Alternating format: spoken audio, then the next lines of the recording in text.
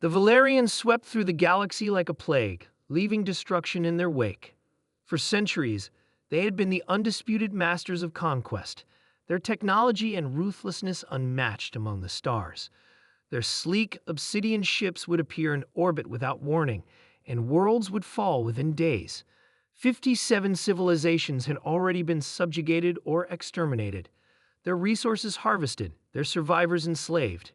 Commander Krell stood on the command deck of the Valerian flagship Devastator *, watching the holographic display of their next target, a small blue-green planet on the outer rim of the Orion Arm.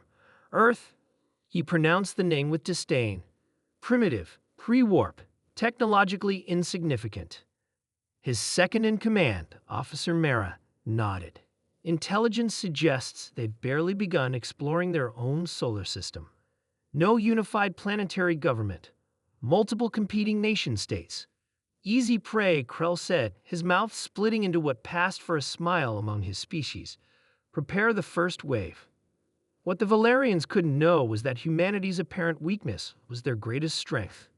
General Thomas Miller stared at the satellite images in the Pentagon's crisis room. The alien ships had appeared 3 days ago, positioning themselves in geostationary orbit around strategic locations worldwide. "What's the casualty report?" he asked, his voice steady despite the weight of the situation. Colonel Rivera slid a tablet across the table. They hit military installations first. Beijing, Moscow, London, New Delhi, all reporting massive casualties.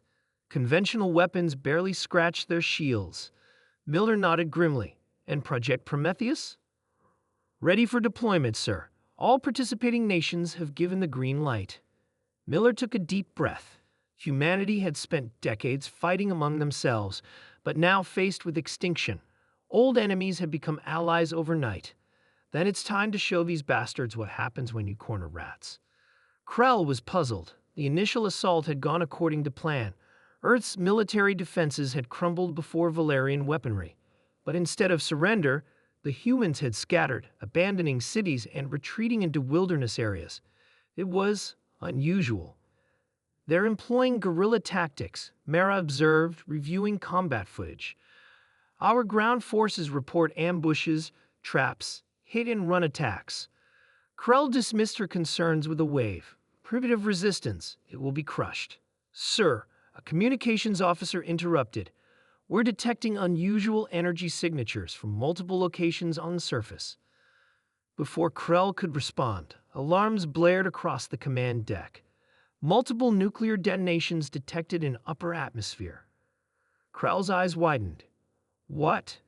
They're bombing their own planet? The plan had been desperate, but desperate times called for desperate measures. Humanity had coordinated the simultaneous launch of over 200 nuclear warheads, not at the alien ships directly, but into the upper atmosphere. The resulting electromagnetic pulse was unprecedented in scale, designed not to destroy the alien fleet but to disrupt their systems. In the command bunker, Miller and his team waited as the screens temporarily went dead, then flickered back to life. EMP successful, reported the technician. Satellite imagery shows multiple alien craft losing altitude. Miller nodded. Now for Phase 2. All units, commence Operation Wildfire. Krell struggled to maintain his balance as the Devastator lurched violently. Report. Navigation and weapon systems offline. Mara shouted over the blaring alarms. The electromagnetic pulse has affected our primary power grid. Secondary systems failing. Impossible, Krell snarled. These primitives shouldn't have.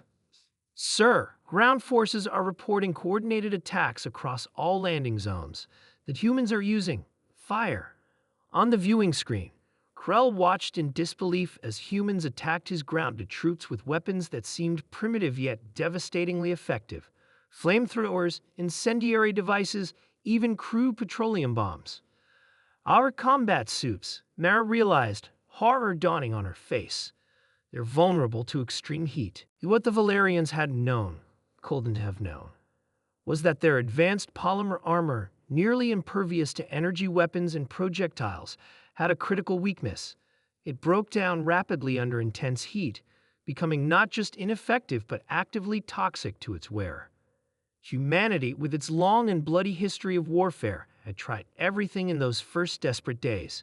When a farm tractor's flamethrower had melted through Valerian armor like butter, the information had spread globally within hours. Push them back to their ships, Miller ordered as reports of victories poured in from around the world. Farmers with improvised flamethrowers, soldiers with incendiary rounds, civilians with Molotov cocktails. Humanity had united in a firestorm of resistance.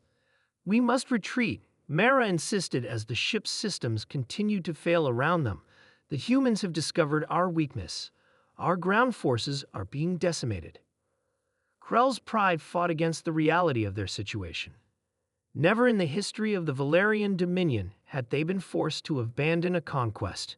"No, we will regroup and—" The ship shuddered violently, throwing Krell to the floor. On the few functioning screens, he could see Earth's militaries launching conventional missiles at his fleet's now vulnerable ships. "All vessels," he finally ordered. "Emergency withdrawal from this system." 3 months later, Miller stood on the deck of the U.S. Gerald R. Ford, watching technicians reverse engineer salvaged Valerian technology. The aliens had retreated, but everyone knew they would return, this time prepared for humanity's tactics. "We've integrated their propulsion system with our carrier groups," Admiral Jones reported. "The shield technology is proving more difficult, but we're making progress." Miller nodded. "And the captured communication array?" "Operational. We've already made contact with 3 other species who've been resisting Valerian expansion. They're eager to share technology and form an alliance."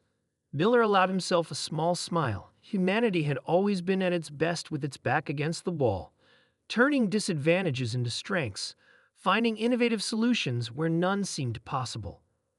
"They thought we were easy prey," he said quietly. "Instead, we'll be the fire that burns their empire to the ground." In the vast darkness of space, humanity was no longer alone and no longer defenseless. The galaxy was about to learn what the Valerians had discovered at great cost. When threatened, humans didn't just fight back, they fought with fire.